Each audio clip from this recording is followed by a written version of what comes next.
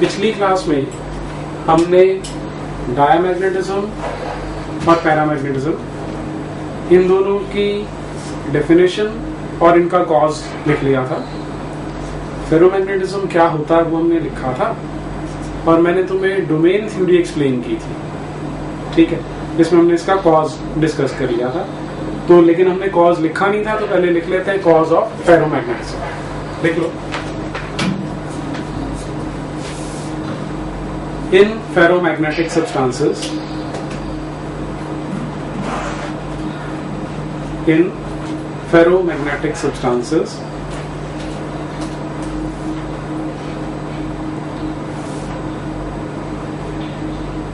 groups of atoms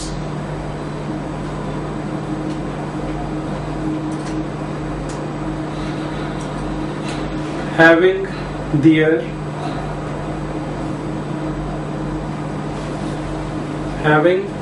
dipole moments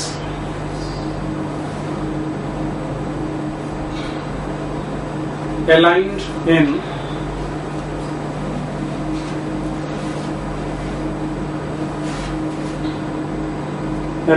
in a single direction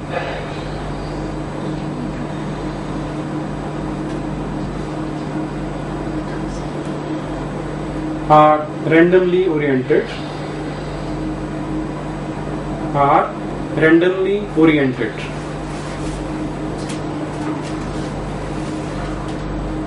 These groups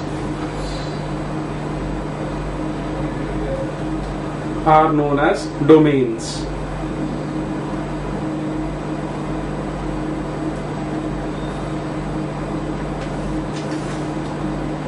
अगला sentence है when these substances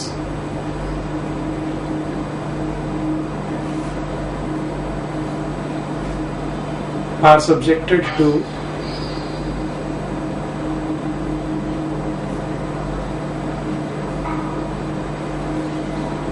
external magnetic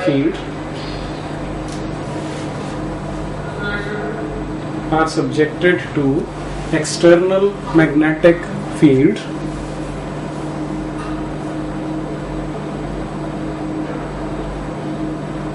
then most of the domains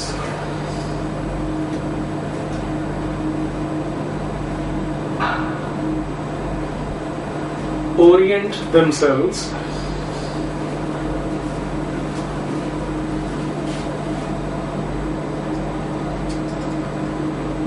in the sense of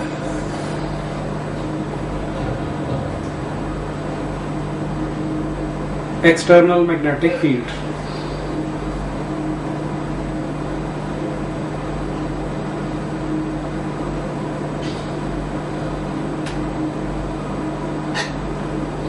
As a result, अगला sentence है as a result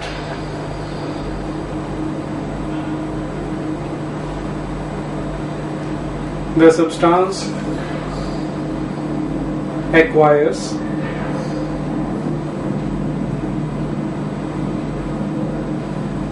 magnetism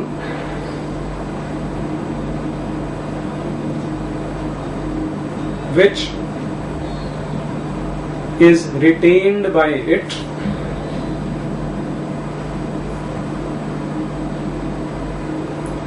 up to some extent, which is retained, retained, retained by it up to some extent, even when the external magnetic field is removed.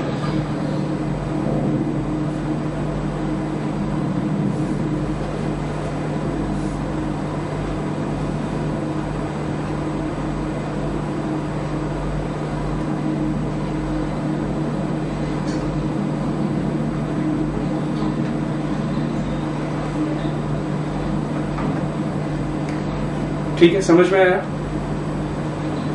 अब हमने ये बोला कि जो ferromagnetic substances में बहुत सारी डोमेन्स हैं, रैंडमली ओरिएंटेड है, फील्ड लगाते ही वो सारी की सारी एक डायरेक्शन में हो जाती है, जिसके कारण हम बोलते हैं सब्सटेंस मैग्नेटाइज हो गया। ठीक है, अब पहले तो ये मैग्नेटिक नहीं था, लेकिन अब ये मैग्नेट बन गया है। अगर हम इसको फिर से डीमैग्नेटाइज करना चाहते हैं तो उसमें हमारी रिक्वायरमेंट बस इतनी सी है कि डोमेन जो फिर से रैंडम हो जाए। ठीक है, तो इसको हम कई ढंग से कर सकते हैं।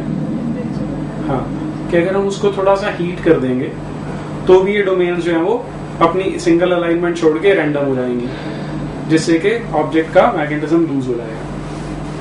फिर अगर आपके पास एक मैग्नेट है, उसको कहीं मान लो दीवार पे, जमीन पे बार बार हिट करने लग जाओ या कोई चीज से उसको ठोकने लग जाओ, तो उसका मैग्नेटिज्म खत्म हो जाएगा, क्योंकि मेन हमारा काम है डोमेन्स को एनर्जी सप्लाई करना ताकि वो अपनी ओरिएंटेशन बदल सके। तो एनर्जी वो हीट से दी है या मैकेनिकली दी है, उससे फर्क नहीं पड़ता, मैग्नेटिज्म लूज हो जाएगा। ठीक है, ये है फेरोमैग्नेटिज्म।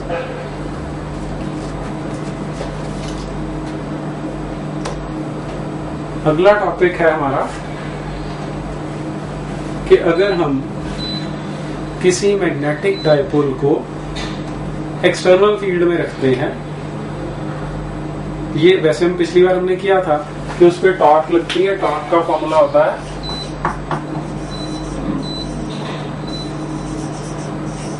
mv sin थीटा, इतना तो हमने कर लिया था। ठीक है, अब अगर मेरे पास मान लो एक फेरोमैग्नेटिक सब्सटेंस है, सेंटर से धागा बांध के मैंने इस रॉड को इस कमरे में सस्पेंड किया हुआ है, तो अगर इसको फ्रीली छोड़ेंगे तो ये नॉर्थ साउथ की डायरेक्शन में पॉइंट करेगा। ठीक है, वहां पर ये रेस्ट पे है। अगर मैं उस पोजीशन से इसको थोड़ा सा रोटेट कर देता हूं और छोड़ देता हूं तो क्या होगा? वापस आएगा। ठीक है, लेकिन जब वापस आता है तो ड्यू टू इनर्शिया ओवरशूट करके आगे चला जाएगा, तो ये वहां पर रोटेट करने लग जाएगा। ठीक है, जैसे हम सिंपल हार्मोनिक मोशन को स्टडी करते हैं, ये हमारे पास टॉर्क का एक्सप्रेशन आ गया। अब टॉर्क को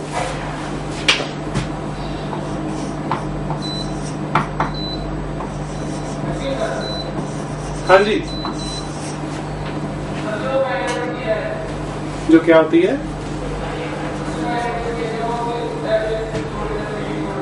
हाँ, वापस आते हैं इस पे। टॉर्क को लिख लिया I इंटू अल्फा, और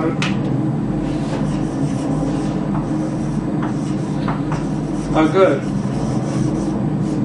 थीटा बहुत छोटा हो तो हम साइन थीटा को थीटा लिखते हैं।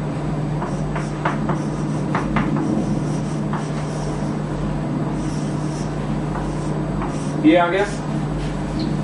ठीक है, तो SHM के लिए हम बोलते थे F is equal to KX की फॉर्म होना चाहिए, याद है?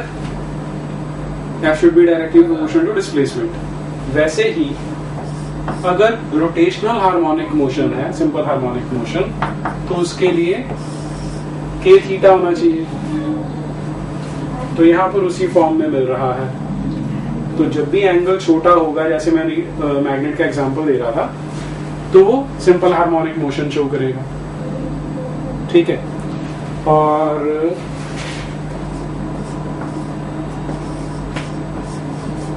अगर सिंपल हार्मोनिक मोशन है तो उसका कुछ टाइम पीरियड या फ्रीक्वेंसी भी आएगी। ठीक है, टाइम पीरियड का स्टैंडर्ड फॉर्मूला क्या होता है? Into inertia factor over spring factor under root. ठीक है, लीनियर सिंपल हार्मोनिक मोशन में इनर्शिया फैक्टर मास लिया जाता है। रोटेशन में मास का काम कौन करता है? मोमेंट ऑफ इनर्शिया, तो ये हो जाएगा 2 पाई इंटू आई अपॉन के क्या है mb।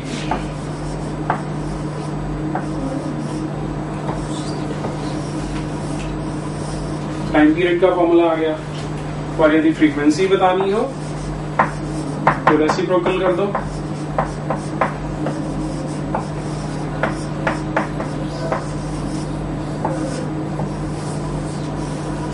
ये एक्सप्रेशन आएगा। ठीक है, लिखो magnetic dipole in a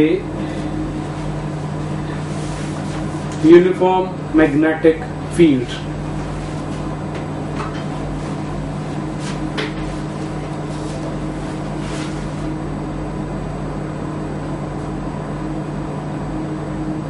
consider a magnetic dipole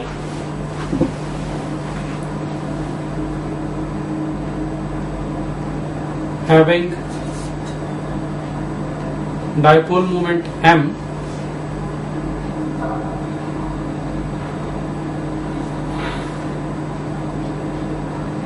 and moment of inertia I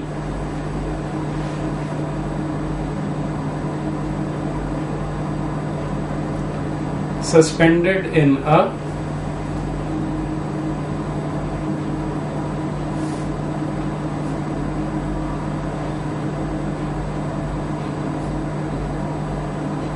uniform magnetic field B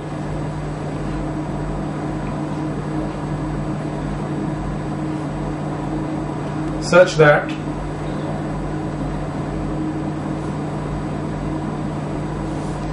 it is free to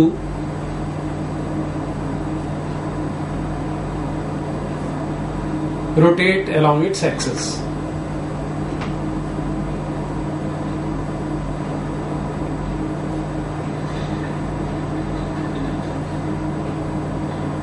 अगला पैराग्राफ बना देना। If the dipole is rotated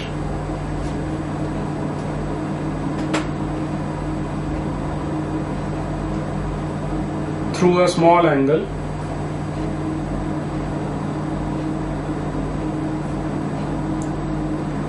and released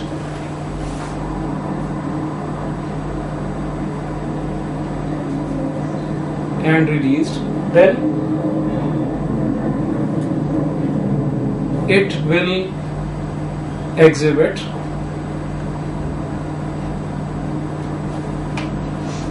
rotational oscillatory motion.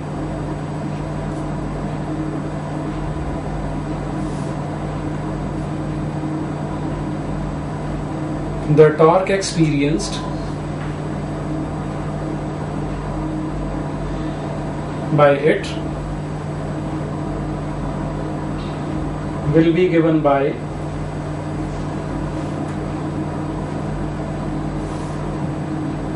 आगे इसे note कर लो।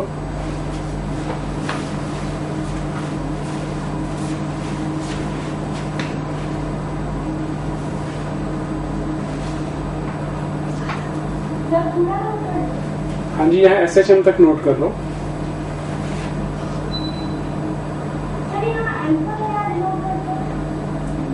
Alpha angular acceleration, torque को I alpha लिखते हैं ना, moment of inertia into angular acceleration.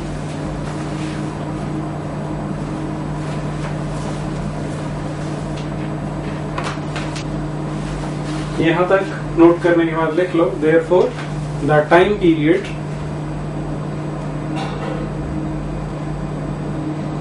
Period of this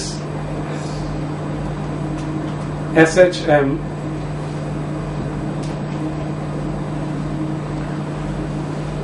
can be calculated